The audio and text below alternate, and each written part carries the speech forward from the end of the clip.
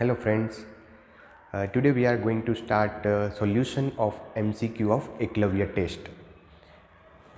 In MCQ test there are 50 question in the science and 50 question in maths.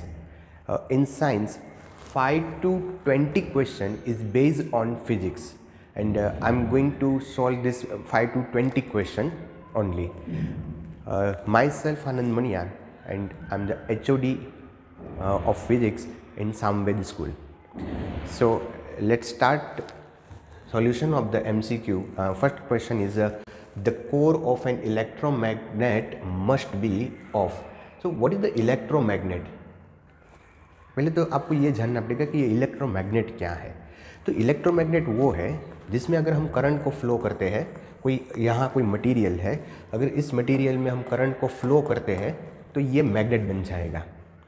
और जब current को बंद कर देते हैं, करंट को स्टॉप कर देते हैं तो ये वापस से मटेरियल हो जाएगा. तो इसके लिए हमें जो यूज़ करना पड़ता है वो सॉफ्ट आयन है. So answer will be soft iron. The core of an electromagnet must be of soft iron. And जो परमानेंट मैग्नेट है वो हार्ड जो आयन होता है, जो आयन है, जो आयन है, हार्ड आयन है, उसमें से हम बनाते हैं permanent magnet. Next question, the direction of magnetic field lines outside a bar magnet is in the direction of, the answer will be from N to S pole of magnet. ये जो bar magnet है, ये bar magnet में there is a two pole N and S, and outside the bar magnet the magnetic field line is drawn from N to S and inside S to N. So remember this point, outside N to S and inside the magnet S to N. तो ये question आपको different तरीके से भी पूछ सकते हैं. Outside और आउटसाइड है वो N to S है. अगर ये यहाँ चेंज करके इनसाइड कर देते हैं तो उसका जो आंसर है वो S to N हो जाएगा. सही है. चलो अगले क्वेश्चन पे चलते हैं.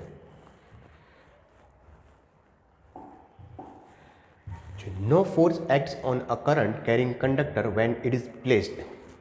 करंट कैरिंग कंडक्टर पर फोर्स कब लगता है ये आपको पहले तो पता होना चाहिए. उसके लिए हम राइट हैंड पाम रूल का यूज़ करेंगे. वो आगे अगर साइंस लेके पढ़ोगे तो ये रूल आपको आएगा. अभी मैं थोड़ा सा बेसिक आपको बताता हूँ कि राइट हैंड पाम रूल में क्या है. तो जो मैग्नेटिक फील्ड लाइन है, हम जो मैग्नेटिक फील्ड लाइन ड्रॉ करते हैं, यहाँ सपोज मैग्नेटिक फील्ड लाइन है. सो जो फिंगर है ना वो मैग्नेटिक फील्ड लाइन की डायरेक्शन में रखनी है. जो फिंगर है वो मैग्नेटिक फील्ड लाइन की डायरेक्शन में रखनी है. वो करंट है, अगर ये मैग्नेटिक फील्ड लाइन है और उसमें से सपोज करंट इस तरह से फ्लो होता है, कोई करंट कैरिंग कंडक्टर है, वो उसमें करंट है वो जो डाउनवर्ड डायरेक्शन में है. सो जो करंट है वो डाउनवर्ड डायरेक्शन में है, मैग्नेटिक फील्ड लाइन की डायरेक्शन में फिंगर रखनी है, करंट की डायरेक्शन में थंब को रखना है. तो फोर्स है वो जो पाम है उसके परपेंडिकुलर लगता है. तो इसका मतलब हम ये से निकालते हैं कि जो मैग्नेटिक फील्ड और करंट वो परपेंडिकुलर होना चाहिए. वो क्या होना चाहिए? परपेंडिकुलर होना चाहिए, तभी फोर्स लगेगा. अगर मैग्नेटिक फील्ड और करंट कैरिंग कंडक्टर है वो पैरेलल है, ये जो पैरेलल इस तरह से अगर रहता है, ये पैरेलल रहता है, तो उसके ऊपर फोर्स लगेगा नहीं. So answer will be parallel to the magnetic field. जब वो परपेंडिकुलर रहता है तो मैक्सिमम फोर्स लगाता है. वो जो परपेंडिकुलर रहता है तब वो मैक्सिमम फोर्स लगाता है. तभी जब वो पैरेलल होता है तभी उसके ऊपर फोर्स नहीं लगता. नेक्स्ट क्वेश्चन देखते हैं. On which principle the electric generator is working. So electric generator में क्या है? इलेक्ट्रिक जनरेटर में द आंसर यहाँ हम देखते हैं तो वो स्ट्रेट फॉरवर्ड है. There will be answer will be converted mechanical energy into electrical energy. So answer will be C, mechanical energy into electrical energy. एक एक्टिविटी है, आप घर पे भी कर सकते हो. यहाँ आप कोई एक मैग्नेट ले लो, यहाँ एक कोई मैग्नेट ले लो, और उसके ऊपर एक दूसरा एक मैग्नेट रख दो। ये जो दूसरा मैग्नेट है ना वो मूवेबल रखना है, उसको हम अप डाउन कर सकते हैं, इस तरह से उसको रखना है। और यहाँ इन दोनों के बीच में एक कॉइल रख दो। अगर इस कॉइल के साथ हम यहाँ कोई एक छोटा सा लैंप रखते हैं और इस मैग्नेट को अप डाउन, जब बहुत स्पीड से हम अप डाउन करेंगे तो ये जो बल्ब है ना वो ग्लो करेगा। उसका मतलब क्या है? उसका मतलब है इसमें ये जो कॉइल है ना उसमें करंट इंड्यूस होता है। तो ये जो है ना वो मैकेनिकल एनर्जी है, वो अप डाउन करते हैं, वो मैकेनिकल एनर्जी है, और mechanical energy converted into electrical energy. So generator is the generator principle of the generator is based on the mechanical energy into electrical energy. Next question देखते हैं।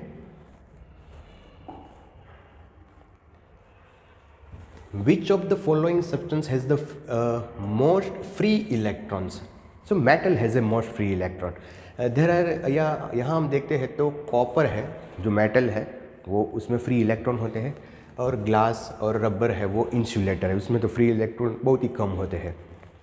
और आयन है तो लगता है ये भी, उसमें भी फ्री इलेक्ट्रॉन होते हैं। यस होते हैं, लेकिन ये जो कॉपर है ना, कॉपर के हम अगर एटॉमिक स्ट्रक्चर देखते हैं तो उसमें यहाँ कोई न्यूक्लियस है, और न्यूक्लियस के अराउंड जो इलेक्ट्रॉन है वो लाइटली बाउंड है, बहुत वीक बाउंड होते हैं, और यहाँ से वो फ्री हो जाते हैं।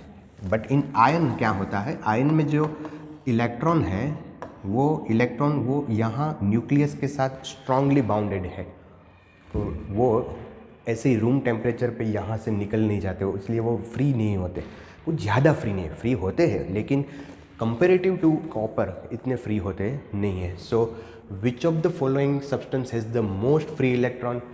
सो answer will be copper. Next question देखते हैं। Which of the following formula indicate the voltage? तो वोल्टेज है वो पोटेंशियल है, पोटेंशियल डिफरेंस और पोटेंशियल है उसका यूनिट है वोल्टेज। तो पोटेंशियल की डेफिनेशन क्या होती है मित्रों? जो पोटेंशियल है ना वो ऐसा कहते हैं कि वो to bring the unit positive charge from infinitive to given point. Suppose यहाँ कोई एक पॉइंट हमें गिवन है, यहाँ कोई एक पॉइंट गिवन है और यहाँ कोई यूनिट पॉजिटिव चार्ज है, यूनिट पॉजिटिव चार्ज है, उसको हम यहाँ से यहाँ लाते हैं। उसके लिए जो वर्क करना पड़ता है, जो यूनिट पॉजिटिव चार्ज को इन्फिनिटिव से कोई गिवन पॉइंट पर लाने के लिए जो वर्क करना पड़ता है उसको पोटेंशियल कहते हैं। सो पोटेंशियल की डेफिनेशन के अकॉर्डिंग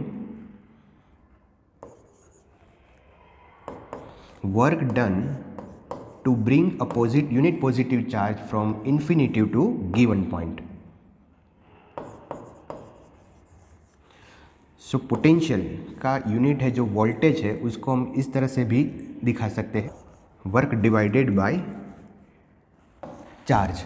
बट यहाँ हम देखते हैं तो ऐसा तो कोई ऑप्शन है ही नहीं, तो क्या करें? अच्छा, तो ये चार्ज है, चार्ज को हम किस तरह से लिख सकते हैं?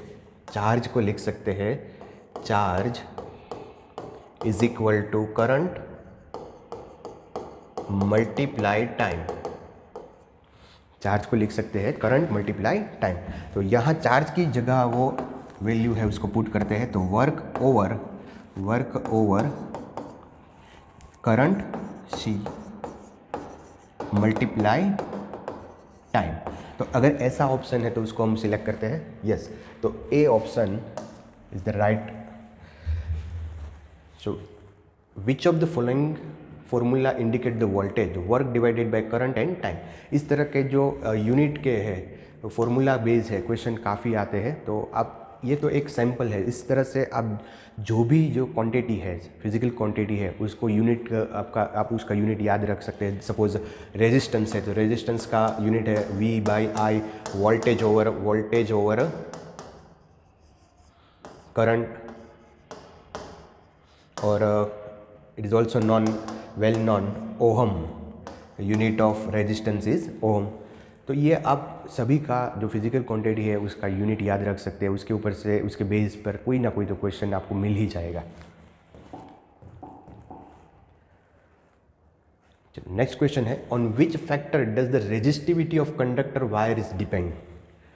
अगर आप इसका ऑप्शन देखेंगे ना तो उसका length of the wire, cross section area of the wire, volume of wire and material of wire. तो इसका जो फॉर्मूला है ना रेजिस्टिविटी का, वो ये इस तरह से R is equal to rho L by ए।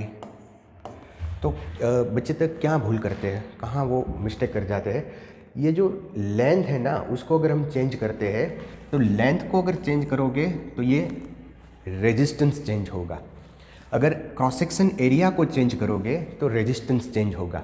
लेकिन ये जो क्वांटिटी है resistivity, it independent of length and area, it depends only on material of wire and the another quantity is temperature. The resistivity also depends on temperature and material of the wire. So ये जो formula है उसके base से आपको नहीं जाना है, ये कांस्टेंट है R है वो जो प्रोपोर्शनल L है, R ही इन्वर्सली प्रोपोर्शनल टू 1 है। अगर ये प्रोपोर्शनलिटी को हम निकालते हैं तो उसके अकॉर्डिंग एक कांस्टेंट रखना पड़ता है, और ये जो कांस्टेंट है ना वो रेजिस्टिविटी कहलाता है। और ये resistivity does not depend on L and A, this is the constant. So constant depends on material and temperature. Okay, next question लेते हैं।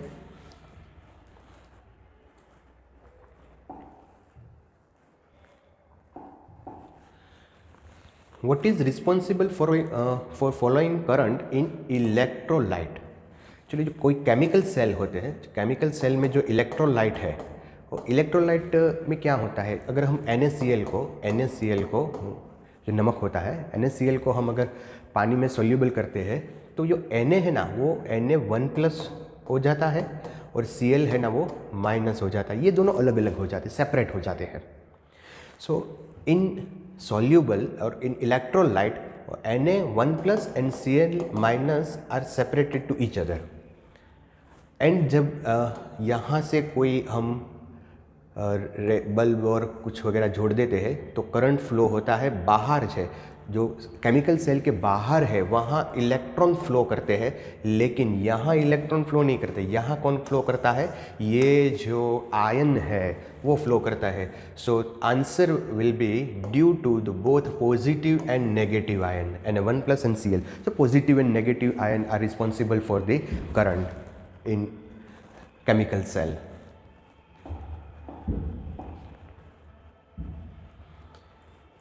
This is a simple question.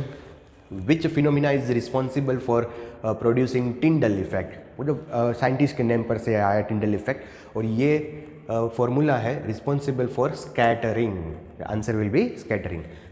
Scattering में क्या होता है बच्चे?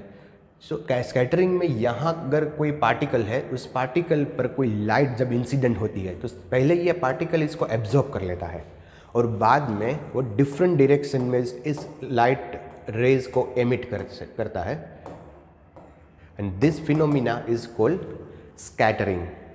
This phenomena is called scattering. So Tyndall effect is responsible for scattering.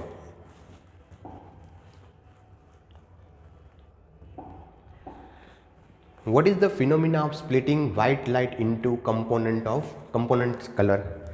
तो ये वो प्रैक्टिकल प्रॉब्लम है। यहाँ जब प्रिज्म पे, अगर कोई प्रिज्म पे जब वाइट लाइट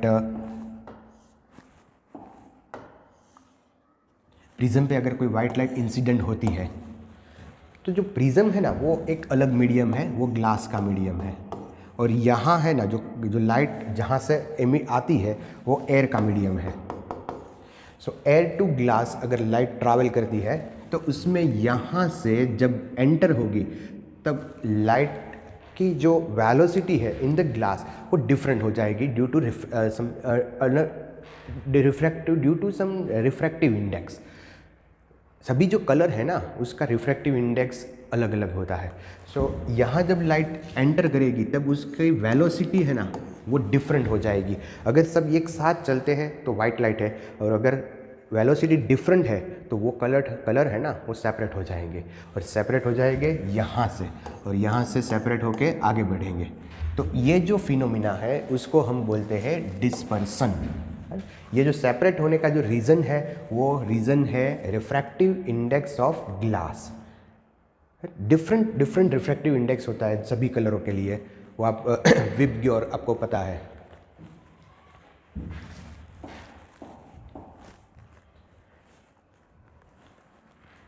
चलो नेक्स्ट क्वेश्चन लेते हैं। Presbyopia can be corrected bye, जब पहले तो ये आपको पता होना चाहिए कि प्रेसबायोपिया है क्या। हमारी जो आँख है ना उसमें यहाँ एक लेंस होता है, यह लेंस है, और ये लेंस ये रेटिना है, ये भाग को हम बोलते हैं रेटिना, वो स्क्रीन की तरह काम करती है। और सभी जो इमेज है ना वो रेटिना पे फॉर्म्ड होते हैं, यहाँ रेटिना पे इमेज है वो आती है। और उसके लिए अगर समझो आप कि अगर ये ऑब्जेक्ट है तो इसका जो इमेज है वो रेटिना पे पड़ना चाहिए तभी आपको दिखता है। ये इमेज है ऑब्जेक्ट है तो इसका भी इमेज है वो रेटिना पे आना चाहिए तभी आपको दिखेगा। तो इसके लिए तब समझना कि ये जो लेंस है और ये रेटिना है और इमेज यहाँ फॉर्म होगी, तो लेंस और इमेज का जो डिस्टेंस है ना वो तो फिक्स्ड है, ये चेंज नहीं होगा। अगर हम u को चेंज करते हैं, ऑब्जेक्ट डिस्टेंस को चेंज करते हैं, तो ऑब्वियसली v को चेंज होना पड़ेगा, बट यहाँ v चेंज नहीं होता।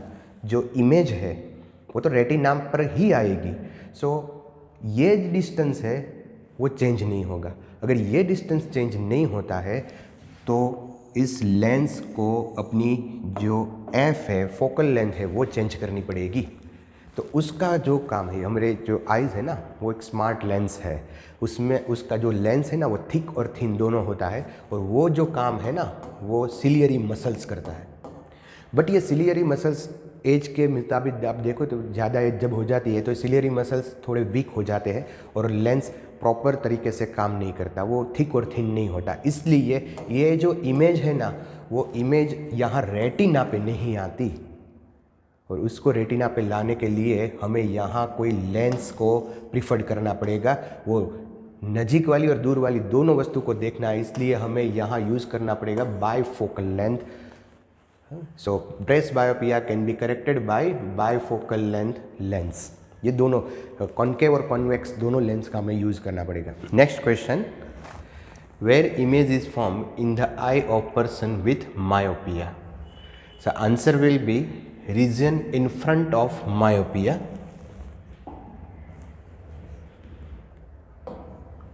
So in myopia there is a lens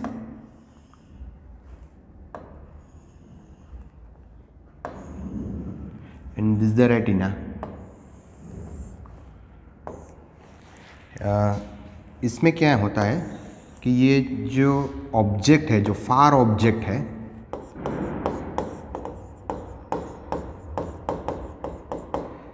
जो लेंस से काफ़ी ज़्यादा दूर है, उस ऑब्जेक्ट से ऊपर से जो रेज आती है वो रेज लेंस जो है ना वो थिक रहता है, वो थिन नहीं होता। इसलिए ये रेज है वो ज़्यादा रिफ्रैक्ट होके जो रेटिना है उसके आगे इमेज को फॉर्म करेंगे। यहाँ से जो भी रेज सपोज यहाँ भी है तो यहाँ से जो रेज आएंगे वो ज़्यादा रिफ्रैक्ट होके लेंस के आगे इमेज को फॉर्म करेंगे।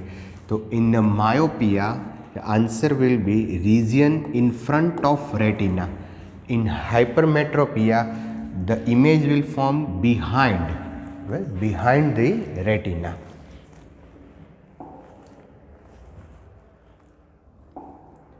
Next question, where should an object be placed in front of concave mirror so as to obtain an image which is real, inverted and same size of the object? So answer will be at C. If you put the object at C, the image is formed also at C. So image distance and object distance will be same. So V and U are same, then the magnification is 1, and magnification 1, that means the image and object are same size.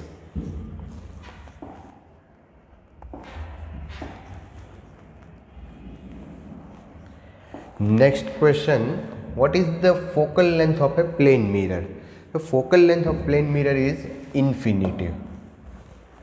Focal length का meaning क्या होता है? जो focal length है वो suppose here concave lens mirror है, यहाँ जो पैरेलल लाइन है, जो प्रिंसिपल एक्सिस के पैरेलल लाइन है वो रिफ्लेक्ट होके, वो यहाँ से रिफ्लेक्ट होके जहाँ भी वो मिलती है उससे हम फोकस कहते हैं. But in case of plane mirror there is a principal axis, and this is the light rays with parallel to the principal axis, it reflect and bounce back and reflect, और that means ये जो raise है वो अपने जो incident ray है वहीं पे वो रिफ्लेक्ट होती है, जो उसका मार्ग है वही मार्ग पे वो रिफ्लेक्ट होती है. सो ये कहाँ मिलती होगी, ऐसा हम शायद सोचे तो ये शायद इन्फिनिटिव पे मीट करती होगी. सो हम उसका जो प्लेन मिरर है उसकी फोकल लेंथ हम कह सकते हैं कि ये इन्फिनिटिव है.